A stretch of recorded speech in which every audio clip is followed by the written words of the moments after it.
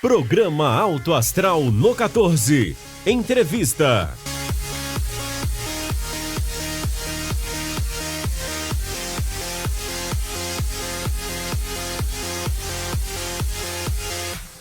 Olá, sejam bem-vindos a mais uma edição do programa Alto Astral no 14. Eu sempre vou fazendo a contagem. Joseval também, ele faz a contagem. Já são 220 edições com essa de hoje. E a gente sempre lembra, para quem não acompanha as outras, é claro, evidentemente tem matérias que estão datadas, vencidas, mas tem outras que não. São interessantes e não tem data de validade, de vencimento. Então você pode acompanhar não só aqui no canal 14 da NET Anápolis, mas também nas nossas redes sociais, através do canal do YouTube, programa Alto Astral no 14. São entrevistas muito interessantes e eu tenho certeza que vocês, para quem não conhece, vai ficar fã, tanto no YouTube como aqui no canal 14 da NET. Eu vou apresentar a nossa convidada de hoje. Eu até brincava com ela aqui antes de começar. A gente teria que fazer 2 programas, um só para o currículo, para a gente citar, e outro, é claro, para apresentá-la. Mas eu vou fazer uma breve apresentação aqui do que eu consegui resumir, tá bom? É a Rosa Maria de Brito Steckelberg, família Steckelberg, muito conhecida aqui na cidade de Anápolis, inclusive quase vizinhos meus ali, né? Ela é mestranda em Ciências Farmacêuticas, do UFG, Fármacos e Medicamentos, Laboratório de Pesquisa em Produtos Naturais. Atuou, aqui a gente não vai falar a quantidade de anos, por algum tempo como farmacêutica e empreendedora no setor magistral, com vários cursos e premiações na área.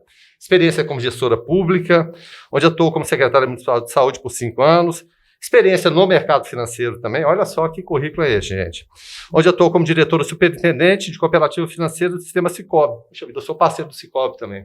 Sou um cooperado. Por 3 anos em conselho de administração, de 2005 até o presente momento. Então conhece com certeza o doutor Arnaldo, Vanderlei, o pessoal que começou lá atrás, o doutor Cláudio Paiva, enfim, aquele pessoal todo.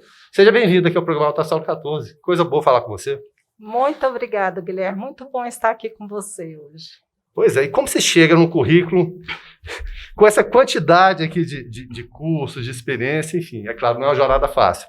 E até antes da gente começar a entrevista, eu sempre sou curioso, assim, o que leva as pessoas a determinado setor de atividade. No seu, o que te levou a essa formação? Olha, quando eu estava... O currículo, né, eu também brincava com você, assim, a gente vai acumulando janeiros, então tem jeito, né? Não tem jeito, os títulos vão vindo para quem. Você fez coisa boa, ruim tá lá, né? Mas no seu caso foi só coisa boa. Isso, e a gente que gosta de estudar e precisa de estudar, porque é uma área que precisa muito, né? Então aí a gente vai acumulando. Mas o que me levou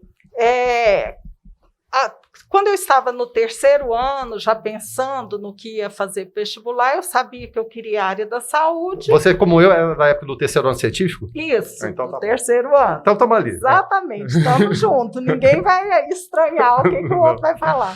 Então, estava ali no 3º ano e sem saber o que fazia. E tinha umas aulas práticas de laboratório, eu gostava muito. Eu falei, acho que eu vou fazer. E eu estava na fila do vestibular...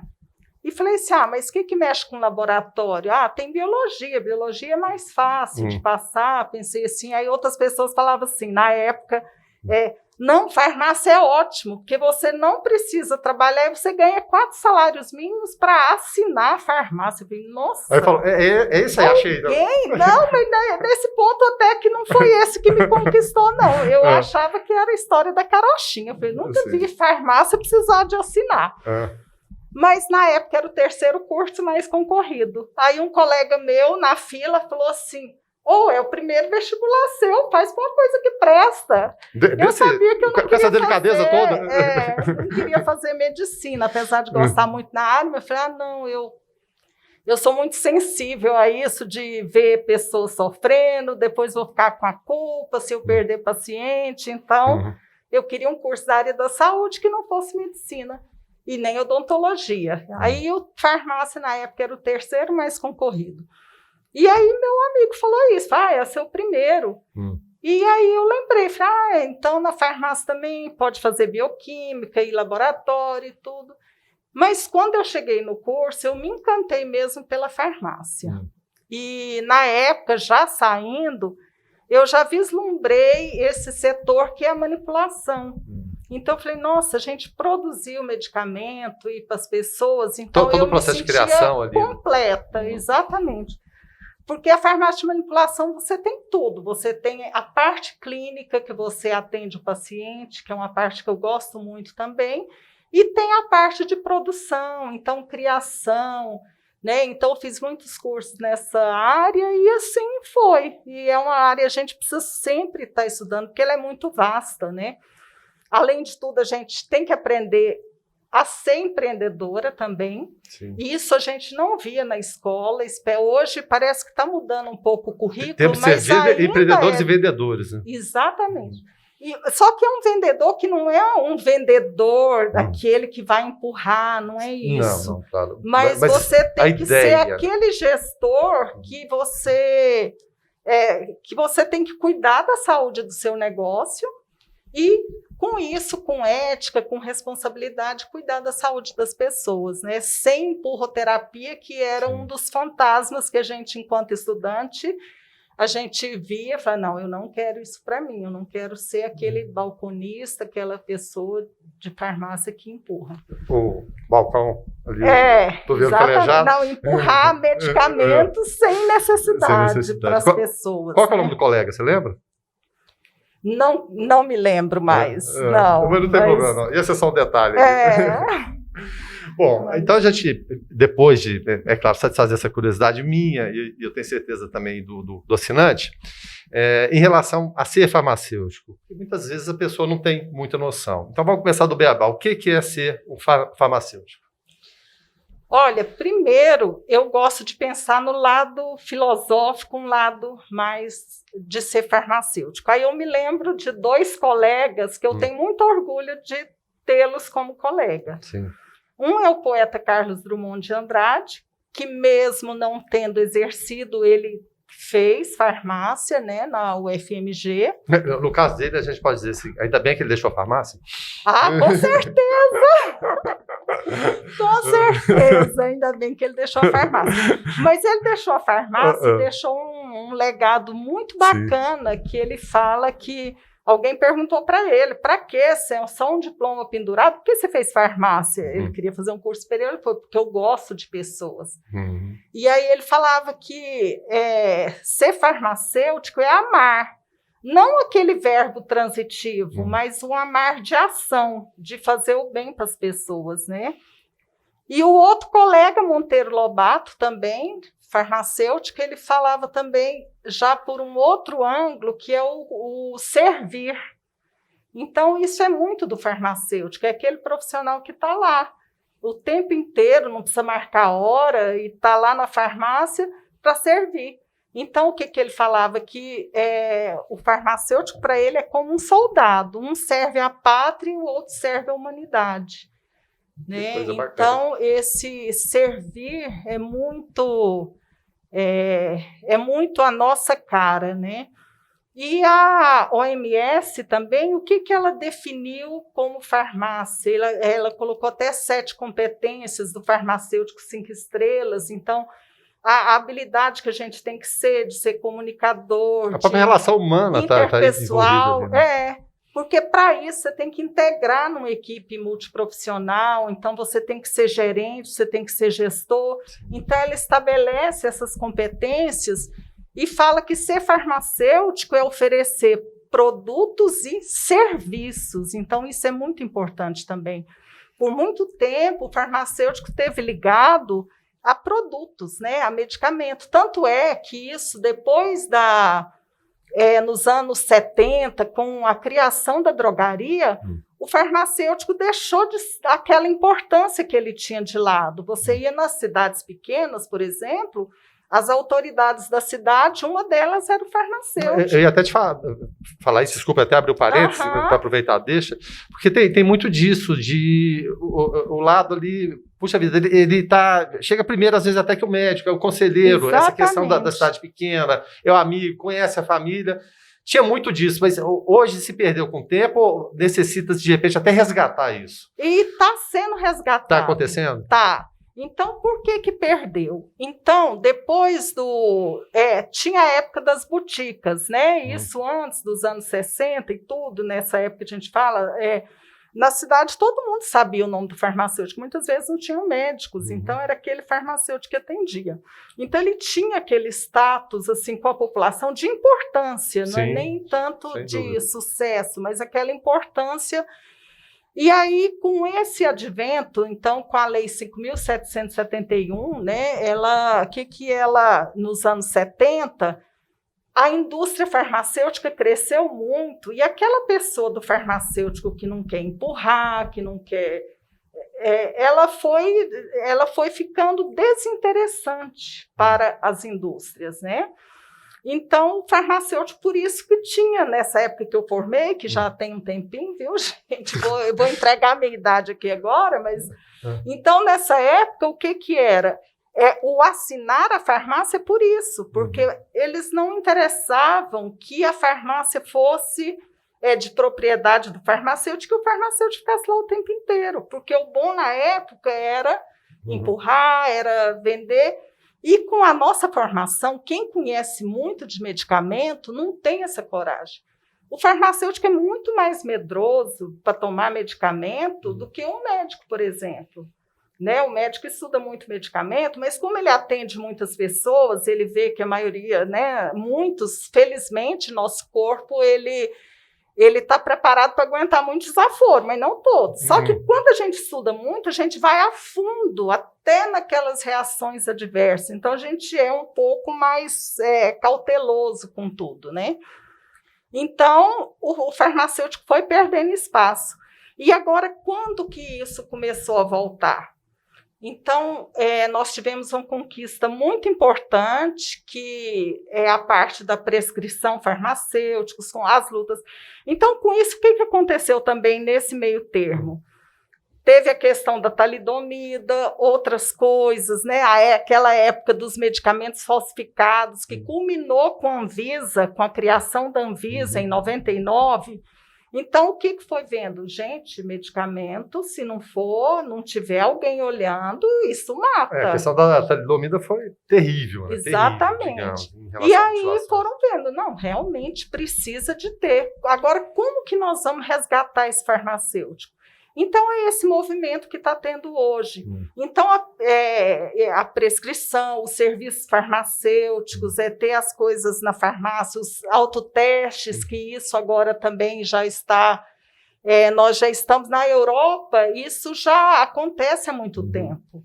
Uma das especializações que eu fiz em farmácia clínica, a gente ficou um tempo em Portugal e na Espanha. Então, a realidade lá já é essa. Sim. As farmácias, todos os farmacêuticos eram balconistas das farmácias. Quem ficava no balcão era farmacêutico. E tinha esses autotestes. Então, alergia, esses testes não são diagnósticos, porque a gente não quer e nunca quis tomar o lugar do médico. Só pelas indicações. É uma triagem. Como o autoteste da Covid hoje. Então, não é para chegar... O autoteste, não. O teste de antígeno que é feito na farmácia, por exemplo. Não é o farmacêutico que vai falar, você está com Covid ou não está. Olha, esse teste aqui acusa, ele tem uma sensibilidade menor, mas aí você deveria procurar seu médico, né, ou confirmar se não tiver com sintomas, né? Certo.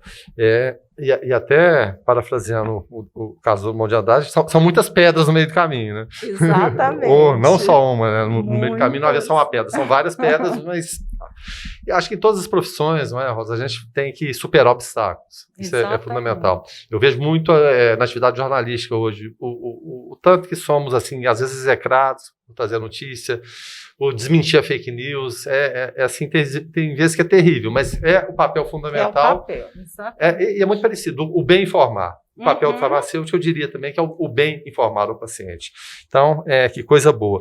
Você citava a prescrição médica. Tem muito... Primeiro, vamos lá. O que é uma prescrição farmacêutica? Não a prescrição médica, a prescrição farmacêutica. Olha, a prescrição farmacêutica foi, na verdade, uma resolução do Conselho Federal de Farmácia.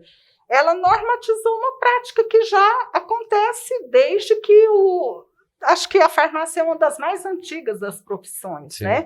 Então, a primeira farmácia foi em Bagdá, na Mesopotâmia, onde hoje é o Iraque. A gente tinha os antigos alquimistas e tal. Exatamente. Então, as pessoas já iam se consultar com o farmacêutico.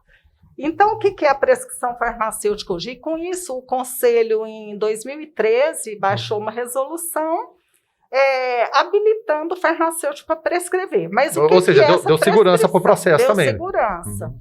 São medicamentos isentos de prescrição médica, né? Então, isso pode. E tem até um projeto de lei tramitando, porque a maioria dos medicamentos que não são controlados mesmo, de tarja preta, alguma coisa assim, eles podem vir a ser também, né? Eles querem criar a tarja azul, que aí poderia passar também para o farmacêutico. E você acha que tem possibilidade de êxito? É um avanço? Vai ser bom?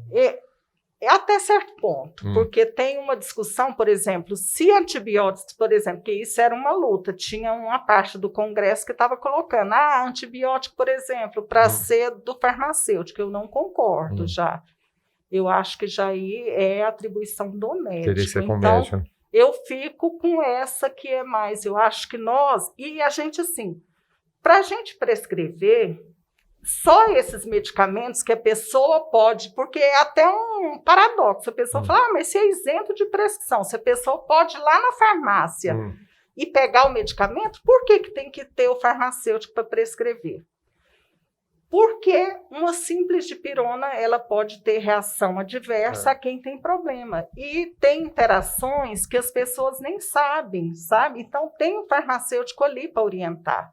E isso é que é um avanço para a sociedade, não só para o farmacêutico exercer o papel dele. Então, você recebe um medicamento, que todo medicamento ele tem riscos, né? Tudo é uma balança, né? Medicamento, vacina, o que quer que seja, tem riscos e benefícios. Depende da dosagem, sempre se fala. Da dosagem e também do benefício. Claro. Porque às vezes o bem que ele faz é muito maior. Um antibiótico faz mal para o estômago, mas se você não tomar... Olha, quantas pessoas antes do farmacêutico Alexander Fleming inventar a penicilina, ele era farmacêutico, quantas pessoas não morriam de infecção? Qual que era o período de vida, né, a expectativa de vida das pessoas? É baixíssima, 40 e poucos anos. Então, aí eu não vou tomar antibiótico que faz mal? Não, tem que tomar porque ele supera, né, os riscos, o benefício dele supera o risco. Mas eu preciso de alguém para orientar. Vamos supor uma mulher que toma contraceptivo, vai tomar um antibiótico, tem que ter um farmacêutico lá para orientar que com esse uso pode reduzir a eficácia do contraceptivo. Então, que aí, se ela não quiser engravidar, ela faça uso nesse período de outros métodos, junto com o seu anticoncepcional. E até voltando aqui que você falou, acaba a farmacêutica vira um pouquinho psicólogo também. E essa interlocução, não é simplesmente, eu preciso disso, então tá tranquilo, não tem problema nenhum, vamos passar. Mas entender o processo, eu vou colocar nem perder tempo, mas entender esse processo, você vai ganhar tempo, na verdade. Você vai ganhar o quê? Às vezes a vida da pessoa, dependendo, enfim, do que a pessoa for tomar. Essa interlocução com a pessoa que chega ali, às vezes é uma pessoa conhecida, a gente fala, Rosa, né? Vou citar esse exemplo raso aqui. Rosa, eu estou precisando disso aqui e tal, me passa. Mas às vezes chega uma pessoa que você nunca viu. Exatamente. Então, entender aquele processo de vida até da pessoa, a questão da gravidez e de outros fatores, é fundamental? Até fundamental. Por isso que a formação do farmacêutico clínico ela é muito ampla. Então, a gente aprende coisas da clínica como um médico, mas não para você fazer o diagnóstico, mas para você detectar aquilo que é um alerta e que é um risco. Para falar, olha, essa dor de cabeça sua, que você acha que é simples, e que você quer um analgésico, e que eu poderia até prescrever, porque é isento de prescrição, eu não aconselho você a tomar, porque vai mascarar. Do jeito que essa dor de cabeça, pelo que você está me relatando, ela precisa de um acompanhamento médico. Pode tomar seu paliativo, né? Exatamente, porque ela poderia tomar, mascarar o sintoma e ser um problema mais sério.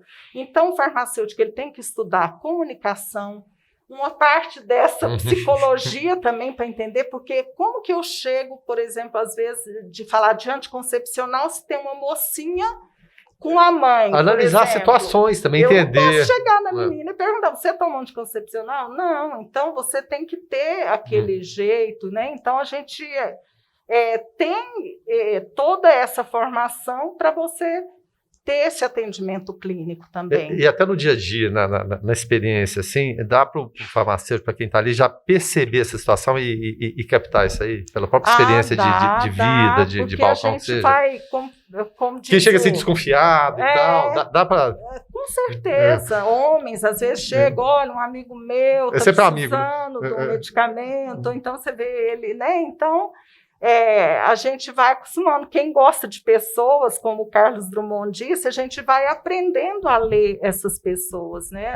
Aprende a ler não só a letra difícil a letra da prescrição médica, mas também, né, a ler um pouco as pessoas. Né? Como é que faz com a letra? Tem umas que não tem jeito, é só um risco, assim, como é que faz? É muito difícil. É complicado, né? Bom, em relação aqui a características do brasileiro. E o brasileiro sempre tem algum parente, quando é o chazinho da vovó para resolver o problema da Covid, não, toma isso aqui, que isso aqui é uma beleza, isso aqui cura, que pode ficar tranquilo. Claro, o chazinho da vovó é bom, ajuda, né? Enfim, algumas coisas, mas não resolve tudo. E aqui que eu estou sendo muito generoso. Mas geralmente chega com a ideia pronta, o brasileiro gosta, parece que trata a farmácia como boutique, chega lá, eu quero isso, aquilo, esse é bom, me falaram que esse aqui é bom, eu vou levar. Como lidar com esse dia a dia? E ele de fato, continua sendo realidade mesmo, da automedicação e do brasileiro, por vezes, ser hipocondríaco? Não, continua. E tanto é que uma vez eu fiquei calculando o meu tempo atendendo as pessoas. Era mais dissuadindo a pessoa de comprar, de não usar alguma coisa que ela queria comprar do que muitas vezes está promovendo. Porque tem hora, olha, e sem contar com as fraudes que existem, né? Muito. Então tem de vez em quando aparece com nomes diferentes. Leite de Moreira, vários nomes que eu nem me recordo agora. Mas resolve qualquer problema. E resolve qualquer dor, fala que tem umas 30 plantas. Sim. E é uma cápsula pequenininha e branca. E eu, que sou fitoterapeuta, eu conheço planta. Olha, não existe. Como, né? A gente não tem como fazer isso na farmácia, analisar. Mas você sabe, pela dose, pelo dizer da bula e por outros casos também, que aí a Anvisa pega, eles fecham esse fundo de quintal e abrem em outro lugar. É porque hoje a internet coloca-se ali na cara dura mesmo. E o que ele faz, na verdade? Quando a Anvisa viu algum desses medicamentos, o que era? Eles pegam a maior parte dos anti-inflamatórios que existem, mistura tudo, né? Coloca uns 3 ali. A massa aqui, vamos lá. Um corticoide forte, porque corticoide melhora muito, assim, mas melhora sintoma. Mas se você não tomar com cuidado, ele vai acabar, vai te dar uma diabetes, uma hipertensão e tudo mais. Mas no primeiro momento a pessoa toma, resolveu, o negócio é bom mesmo. Disso, uma pessoa foi lá levar para mim e falou, eu quero, e eu tinha sido minha vizinha, falou, vou levar esse medicamento para minha mãe, me mostrou lá, quero que você faça uma fórmula igual e tal, porque minha mãe está com dor demais, isso aqui vai ser bom. Aí eu aconselhei ela, não, você não pode tomar, acontece isso, muitas vezes é fraude, sua mãe, eu conheço ela é diabética, ela não pode tomar de jeito nenhum. E esses medicamentos não têm nada novo, os médicos conhecem eles só não passam desse jeito porque faz mal, né? Mas a pessoa saiu com raiva de mim e não voltou. Acontece, então? Acontece, muitas vezes vai em outra farmácia, alguém que engana e faz, né? Então, assim... acontece muito. E já aconteceu, assim, por curiosidade, você pegar uma cápsula dessa, fazer a desconstrução e descobrir o que tá ali no meio? Não, isso é feito em laboratórios mais de análise oficiais. Então, tanto é que quando a vigilância sanitária pega, ela manda para tipo a Fiocruz, para algum, porque tem que ter os padrões, sabe? Isso... dosimetria, aquela coisa toda. Pesquisa mesmo, então não dá para fazer. Mas a suspeita vem na hora, né? A suspeita vem. Primeiro por exemplo, em medicamentos para emagrecer também, muitas vezes... Eles são campeões, né? São campeões. Aí compra de fundo de quintal, e, né, às vezes até fora do Brasil, que vem, no Paraguai, por exemplo, alguns anorexígenos não são controlados igual aqui, não são, e aqui, né, já tem um controle maior. Então a pessoa relata, fala, não, tirou minha fome total. E aí fala que é planta. Fala, e aí dá receita para o outro. Né? Isso, a planta, assim, não tem nenhuma que tira a fome desse jeito. Mas é anorexígeno porque mexe, tem ação central. Né? Em relação ao tempo que a Rosa formou lá atrás, para hoje, o que mudou em relação a essa atuação, essa situação do farmacêutico? Eu acho que mudou muito, né? Então, por mais que a gente tenha tido algumas, né, perdas também, porque o mercado vai formando muitas pessoas, tem às vezes algumas que a qualidade não é tão boa. Sim. E às vezes, né, tem profissionais de todo tipo. Isso em todas as áreas. Em todas as áreas. Mas eu acho que vem avançando, principalmente quando é essa parte de serviço. Eu acho que nós estamos caminhando para que as farmácias e o farmacêutico, como, né, o profissional que está ali, seja incluído como uma parte da atenção básica do SUS. Então, eu não sei como que os gestores ainda não... agora está começando a usar, sim, por exemplo, em vacinas, né, nos testes e tudo. Mas a nossa capilaridade é muito grande. Então, tem sempre um farmacêutico lá que ele atua como educador em saúde também. Né? Então, aproveitar melhor esse papel. A gente sempre fala, porque entrevistamos muitos profissionais da área da saúde aqui, a gente sempre fala de equipes multidisciplinares, como elas são importantes em relação à área médica, e eu diria e colocaria aí o farmacêutico. Essa interlocução, ela de fato existe entre o médico, ele prescrever alguma coisa, passou para a pessoa, chega no farmacêutico, existe essa interlocução, ela é muito rara. Ela é o ideal é como acontece em muitos, por exemplo, um ambiente que o farmacêutico ele atua de igual para igual para o médico, quando tem uma farmácia hospitalar, um serviço de farmácia hospitalar bem avançado. Sim. Isso a gente vê mais, por exemplo, em São Paulo, no INCOR e outros. Então, lá, praticamente é assim, o médico faz o diagnóstico e ele vai discutir qual medicamento com o farmacêutico. Ele fala, eu preciso disso, porque o paciente tem isso, o diagnóstico é esse e tal, você acha que esse medicamento, assim? Então, essa é uma interação boa. E o que também está evoluindo para isso às vezes, o farmacêutico, né, hoje tem consultório farmacêutico, né, que o farmacêutico faz a consulta farmacêutica. Sim. Evidentemente, não é para concorrer com o médico, ele vai fazer o quê? Ele vai ver os medicamentos que ele usa, vai aconselhar. Porque o que acontece muito? O sistema ele não é tão integrado assim, o ideal é que fosse. Mas se você vai num médico hoje, você que você está com dor, né, no punho, no joelho, alguma coisa assim. Aí ele te dá um anti-inflamatório.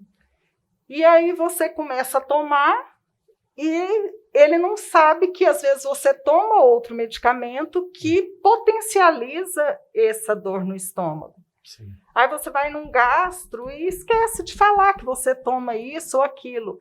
E às vezes, cada especialidade não sabe o que o outro está fazendo. Então, a consulta farmacêutica, o farmacêutico pede para a pessoa levar tudo que ele tem, e aí ele vai analisar. E aí ele vai ver, fala, esse aqui está dando... Nós vamos tirar o melhor proveito da sua medicação. Então... Se esse não está fazendo efeito, pode ser porque é o horário. Está tendo adesão, o paciente está tomando na hora certa ou não está tomando. Tem uma outra coisa também que, às vezes, fitoterápicos, plantas, as pessoas tomam chá, acham que isso não vai atrapalhar e pode interagir com medicamentos que ele toma. É o que eu falei do chazinho. Não, chá não se é natural, não faz mal, né? Igual a cicuta é natural, né? Mas faz mal. Então, e tem esse profissional que vai fazer isso. E aí ele pode contra-referencial médico. Então, se for uma coisa que ele pode resolver, como, não, vamos mudar esse horário, você toma depois do almoço, que não vai te dar problema no estômago, então você faz isso.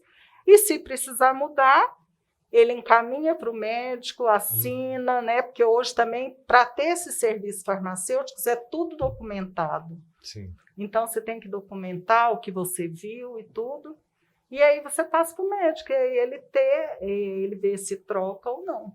Certo. Curiosidade aqui, que é minha e pode ser do espectador também. Qual a diferença, afinal, entre drogaria e farmácia? Todo mundo fala, vou na farmácia. Você é na farmácia mesmo ou você está indo na drogaria? Qual que é a diferença de uma e de outra? A drogaria ela surgiu nesses anos 70, aí, como eu disse, né, era uma coisa mais pensando na venda. E a farmácia era aquela que tinha, antes que o farmacêutico manipulava, fazia algumas misturas, e hoje até fala farmácia de manipulação. Na verdade, seria farmácia com manipulação. Ou então é até redundante, né? Se é farmácia, pode. Então, já fica subentendido. Mas que seja, no imaginário da pessoa, elas acham que é a mesma coisa. Mas perante a lei é isso. A farmácia, para você ter manipulação, é farmácia e não drogaria. E em relação à valorização profissional, que, é claro, a gente gosta da profissão, mas só que, é claro, precisamos ganhar, né? O dia a dia, as contas aí não param, evidentemente. Em relação à valorização, Anápolis, por exemplo, é referência em indústria farmacêutica no Brasil, segundo o Polo Farmacêutico. E muita gente tem, às vezes, aquela concepção, não, está no balcão ali da farmácia ou drogaria, que seja, é um status que tem. Se está na indústria farmacêutica, é outro completamente diferente. Existe, de fato, mesmo essa valorização em relação a quem está na indústria ou quem está no varejo do dia a dia ali? Você vê alguma diferença nesse sentido? Não deveria haver, porque assim, são coisas diferentes e são caminhos diferentes, né, que o farmacêutico atua, que ele pode atuar, tem várias frentes. Isso também me ajudou a escolher a profissão. Então, se você mexe com farmácia, você pode escolher fazer a indústria farmacêutica, aí a formação, você tem aquele currículo generalista. Sim. E depois você vai para as especialidades, né? Vai para essa área de práticas integrativas e complementares, né? Que foi o que eu fiz, né? Homeopatia, fito e tudo. A farmácia clínica também. E análise de alimentos, né? Tem a parte também de toxicologia, de radiofármacos, a farmácia hospitalar, como eu já disse. Então, eu acredito que se existe, não deveria haver. O que existe, às vezes, é porque a farmácia comunitária, que é o que a gente fala que essas que estão aí, elas estão tão no dia a dia das pessoas, e lá para trás o farmacêutico já foi tão confundido com o balconista, numa época em que não tinha farmacêutico suficiente para ter as farmácias, as drogarias na época, né, e que elas foram ocupadas muitas vezes por balconistas que, como não tinha formação, não tinha muito medo e acabava sendo mal visto pelo médico, né? Às vezes por trocar medicamentos ou empurroterapia, mas isso hoje a gente não tem mais, felizmente, porque toda farmácia tem um farmacêutico funcionando durante todo o período de funcionamento, né? Então, com isso já... Só que as pessoas levam um tempo para dissociar essa cultura. Então, às vezes, elas pensam que você está na indústria, mas o piso salarial, às vezes, ele não difere muito. O que vai diferenciar mesmo é o que você faz, né? O seu currículo, e é um piso ainda aquém do tanto que a gente estuda e o tanto que a gente poderia fazer até mais pela comunidade. Os jornalistas são solidários a vocês. Você acredita? Com certeza. Porque são 2, 3 atividades diferentes. Exatamente. É essa a realidade que a gente vê quando vai fazer concurso, aí você vê o piso está lá embaixo, né? Então, assim, né? Precisa mais, mas vamos em frente. Falando do mercado, meu pai já foi dono de drogaria, vamos colocar assim, sei lá, nos anos 70, farmácia que seja, não importa o nome. E eu tinha curiosidade na época de ficar lendo bulas, ficar decorando, o dimetilaminorfenil de metilpirazolona, fenil de metilpirazolona, metilanometansulfonato de magnésio e vai por aí afora, né? Só para historiar um pouquinho. E a gente sempre olhava, farmacêutico responsável, via geralmente nomes de homens. Hoje a gente vê muito a presença feminina. Virou essa chave mesmo? Virou. E eu queria que você falasse dessa importância. Virou muito. Farmácia hoje é um curso que é predominantemente feminino, né? Então, mais de 70%, né, são mulheres que ingressam, né? Dentro daquela mudança que eu falei, desculpa, eu vou te interromper para colocar as questões pontuais. Da época que você formou para hoje, ou na época que você formou, já se via meio que essa virada? Na época que eu formei, era meio... Era equilibrado. Era equilibrado. Mas depois disso, hoje, por exemplo, eu sou, no mestrado, eu sou professora assistente de uma turma de farmácia da UFG, né? Então, a cada ano você vê, são poucos homens, né? Sim. Então, mudou bastante. A gente estava falando aqui da questão salarial, mas é um curso, é claro, você é suspeita para falar, eu sou suspeito para falar em relação à comunicação, que eu faço o que eu gosto, tem essa benção. Ou ganhar é outra coisa, né? Mas enfim, é um curso que você recomenda, porque muitas vezes o jovem fica em dúvida, e é natural que era, na nossa época também era, oh, meu Deus, o que eu vou fazer, afinal de contas? Mas é um curso que você recomendaria hoje, e tendo até em vista o que eu falei de polo farmacoquímico e da importância que a gente viu em relação à saúde, como somos frágeis, né? Ainda mais nesse momento de pandemia, a fragilidade humana e da necessidade que a gente tem de que pessoas olhem por nós, sejam os médicos, farmacêuticos, enfim, pessoas que entendem e principalmente têm a ciência do seu lado. Isso aqui é bom frisar. Você recomenda? Com certeza, eu recomendo muito. Principalmente assim, eu acho que a gente tem que ver muito a vocação, o que você isso também não pode se deixar totalmente de lado. Né? Mas se você gosta de estudar, porque tem que estudar. Você acha que por osmose também, né? Vou dormir com um livro aqui, assim, tá tranquilo. Os lançamentos são muitos, então, graças a Deus, a ciência evolui, né? Muitas coisas evoluem. Quantas coisas que eu nem imaginava, na minha época já não tinha computador. Então, pensa, por exemplo, uma farmácia de manipulação com uma receita com vários itens. Teve uma época que ainda tinha plano cruzado com a URV, unidade de referência, matéria-prima em dólar, você tinha que calcular o dólar, passar para o real, passar para a URV. Então, conta quanto que vai daquilo, quanto que é o grama, isso, com isso, calcular quanto que é para o laboratório pesar. Então, hoje, felizmente, é tudo informatizado. Mas com a informatização, você vai tendo que aprender coisas novas. Sim. Então, é para quem gosta de estudar para a vida inteira. Porque o que acontece muito, e falando da nossa geração específica, às vezes você é reticente a determinadas tecnologias. Eu não preciso puxa vida, eu estudei tanto, vale a conversa aqui, é olho no olho. Sem dúvida nenhuma, é importante, é fundamental. Mas não ser avesso também à tecnologia, eu acho que é assim, uma coisa que a gente tem que quebrar a barreira. A gente pensa, chegou no limite aqui, não vai acontecer mais nada em relação à tecnologia, na hora que você olha a notícia, você tem que perguntar para o seu filho de 4, 5 anos, como é que resolve isso aqui? Resolva, por favor. Hoje, por exemplo, agora com a Covid, né, aí está tendo a telemedicina que está sendo valorizada. Já tinha, mas era muito pouco. Agora, hoje, valorizou muito, e com isso vem a prescrição eletrônica. Então, como não entrar na tecnologia? Eu vou ficar à margem do mercado? Não gosto disso e não vou fazer. Não tem como. Isso aí não temos essa opção.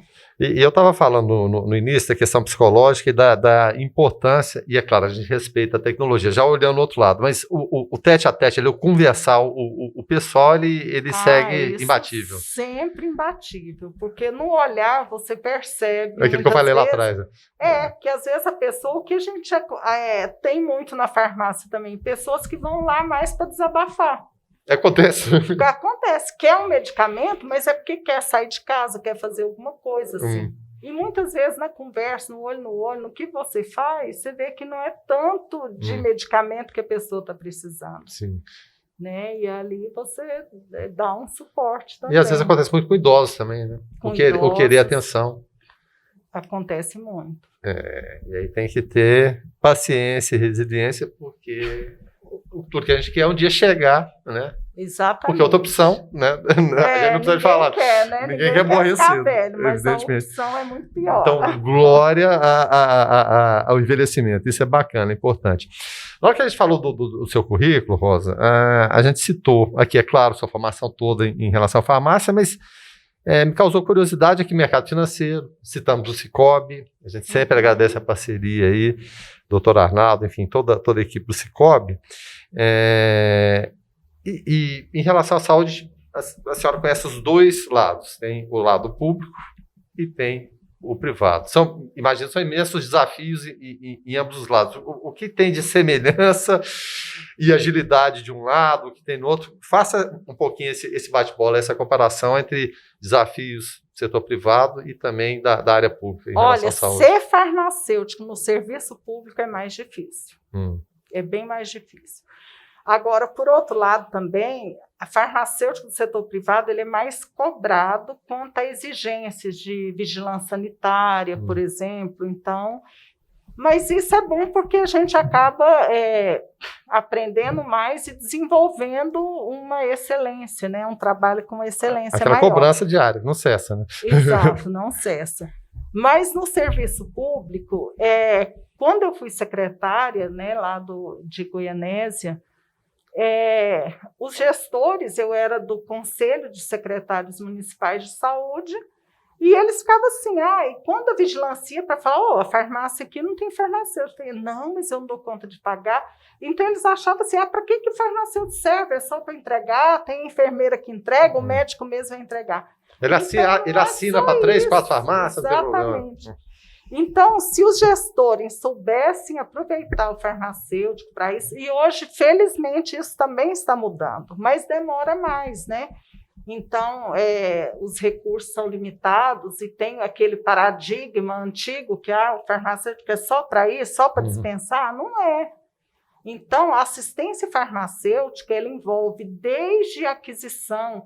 Então, um farmacêutico na comissão de licitação já vai fazer toda a diferença. Olha quanto que ele pode economizar. E muitas vezes também, por exemplo, a judicialização da saúde, né? Então, às vezes a pessoa vai com um mandato judicial e o promotor manda dar, só que ele não sabe que aquele medicamento que a pessoa está pedindo tem na secretaria, mas com um nome genérico. E que é a mesma coisa. Então, ali era só para atender a demanda da indústria farmacêutica. Ele pode ver com o médico se pode ser usado genérico, né? Até porque médico do serviço público, ele tem que prescrever pelo nome genérico, para que seja fornecido. E né? isso levanta até outra questão que a senhora poderia falar, em relação da importância dos genéricos para o Brasil. E o curioso é que quem acabou promovendo isso foi alguém que nem era da área da saúde, foi o José Serra, que era economista de formação. Um excelente ministro, que fez exatamente trabalhos bons. Então, fala um pouquinho da importância do genérico. Foi uma revolução, de fato? O genérico foi uma conquista importante, porque ele melhora o acesso, né? Agora, o que precisa muito também é que tenha esse controle rígido, que realmente o genérico ele cumpra com o requisito de ter a mesma biodisponibilidade, né, ter as mesmas características do medicamento referência. E o farmacêutico, se não tiver proibição expressa do médico, ele pode fazer essa intercambiabilidade. Até porque o farmacêutico vai saber, porque tem medicamentos, por exemplo, que você... hormônio, por exemplo, né, hormônio da tireoide, que as doses são muito baixas, não é bom você estar trocando de marca. Então, se você começou com ou seja de referência ou genérico, é bom sempre permanecer o mesmo, para não dar alguma alteração que a pessoa pode sentir. Não que eles vão ser diferentes, mas como a dose dele é muito pequena, é bom que você tenha aquele padrão do seu organismo, porque muitas vezes, assim, é aquela da estatística, o desvio padrão, não é significativamente relevante, mas pela dose ser muito pequena, ele vai tirar um pouco aquele padrão do organismo. Então, o farmacêutico está ali para ajudar e esclarecer nessa parte. A gente está caminhando para o final da entrevista e passa rápido, né? Passa rápido. Passa rápido.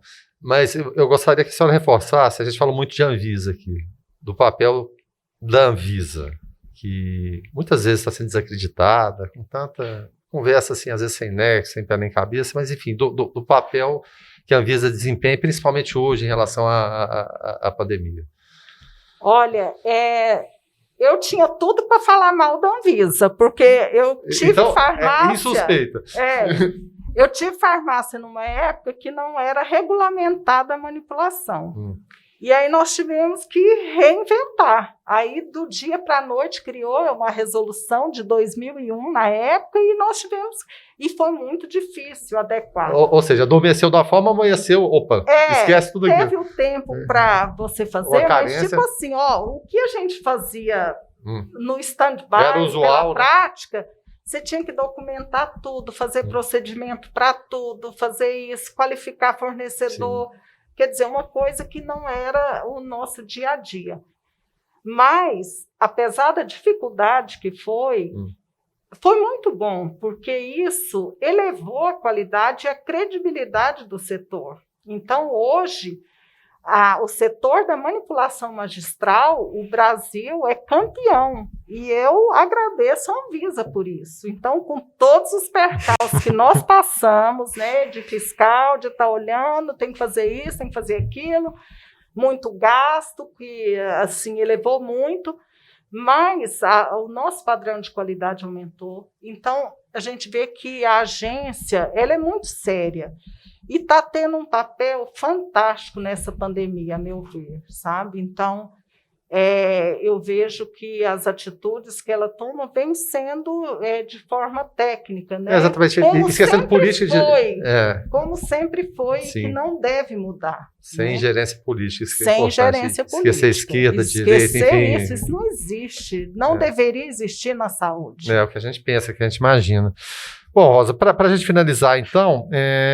perspectivas de futuro para a profissão. A gente falou da época que você formou, falamos do hoje em dia e para daqui a 10, 15 anos. A gente sabe que tudo muda muito rápido. Exatamente. Mas perspectivas que você vê pela experiência, pelo caminho que você já trilhou até hoje. Eu vejo isso. Eu vejo o farmacêutico mais integrado, retomando aquele papel na sociedade, aquele papel que era, né, de credibilidade, de estar perto das pessoas, e ela sendo integrada ao Sistema Único de Saúde, com um posto avançado, né? Tinha um grande líder nosso que falava isso, que a farmácia é um posto avançado de saúde pública. E o farmacêutico é um agente de saúde também. Então, ele está ali para promover a educação em saúde, para fazer a triagem, para desafogar os consultórios médicos, porque a maioria dos problemas de saúde das pessoas são autolimitados. Então, o que é isso? É uma gripe que uma semana vai sarar, é uma indisposição gástrica de alguma coisa que eu comi, vai sarar. Então, se eu tirar essas pessoas dos hospitais, eles vão ter tempo de atuar, o médico vai ter tempo de atuar naquilo que realmente ele vai fazer diferença, né? Então, o farmacêutico ele tem que estar integrado nisso aí. Resolver aqueles problemas de saúde autolimitados, fazer uma triagem correta, porque muitas vezes a pessoa não sabe nem qual médico procurar. Não sabe a porta de entrada, né? Exatamente. Bom, então é isso, eu acho que é ter um papel maior na sociedade. Coisa boa conversar com você, viu, Rosa? Quem quiser encontrar a Rosa, redes sociais. Isso, tem Facebook, tem Instagram, LinkedIn, né? Então, procura Rosa Steckelberg que vocês me encontram. Porque o sobrenome Steckelberg, ele é incomum. É um sobrenome alemão, uma família alemã. Exatamente. Isso, é do meu esposo. Então, tá certo. Foi um prazer conversar com você. Para quem está chegando agora, estou conversando, encerrando a conversa aqui, mas você pode rever no canal 14 da NET, passe em horários diferentes. Nosso canal do YouTube também, programa Alta Astral no 14, você vai encontrar não só essa entrevista, que é de número 220, as 219 anteriores. É entrevista, viu, Rosa? Meu Deus, é muita entrevista. E, é claro, tirar suas dúvidas.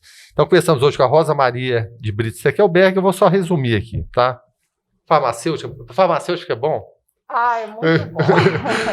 Então tá certo. Foi um prazer conversar com você, viu, Rosa? Muito obrigado pela gentileza, por trazer tanta informação boa, de qualidade pra gente. Eu que agradeço, parabenizo aí o canal por vocês darem essa oportunidade de mostrar o nosso trabalho, né? Mostrar o que a gente faz, e é muito bom nessa época que estamos em pandemia, tudo Sim. que fala de saúde, uma informação correta em saúde, num tempo de fake news, né? Então é ouro, isso a gente deve valorizar, e a gente deve muito à imprensa por isso, né? E muito obrigada aí pela oportunidade. Então tá certo. Bom, a gente agradece não só a Rosa, o público que estava aqui acompanhando a gente. Também, qual é o nome delas? Conceição. Conceição e? Daniela. E Daniela. Conceição, Daniela e Rosa, que a Daniela, a Rosa conversou, né? Trouxe a Daniela Conceição aqui para acompanhar, mas trouxe tanta informação boa. Então a gente agradece a Rosa, a vocês e principalmente ao amigo assinante, sem o qual, né, não faria sentido a gente trazer informação, e os nossos parceiros também. Então, mais uma vez, muito obrigado. Clínica Radiológica de Anápolis, Arroz e Feijão Imperial, Geolab Genéricos, Hospital Evangélico Goiano, Uni Evangélica, Supermercados Atende Mais, Compensados Anápolis, Clínica Vacine, Produto JK, a arte do algodão, Farmácia Naturalis, Cicobi Unicentro Norte Goiano, Lages Vibracom, Mercafrios Mauá, Porto e Pereira Hipercozinha Industrial, Rádio Imprensa 104,9 FM, Bioimagem, empresa biomédica especializada em diagnóstico por imagem, Restaurante Barriga Cheia, Síntese Comercial Hospitalar,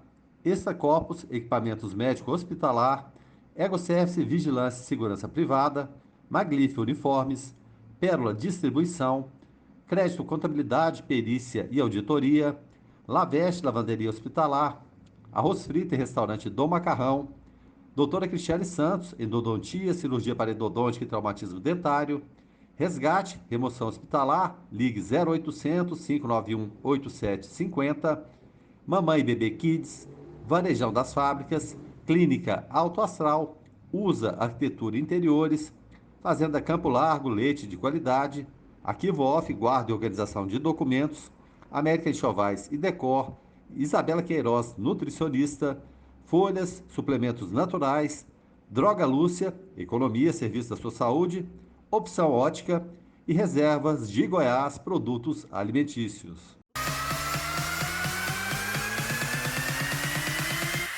Programa Alto Astral no 14. Entrevista.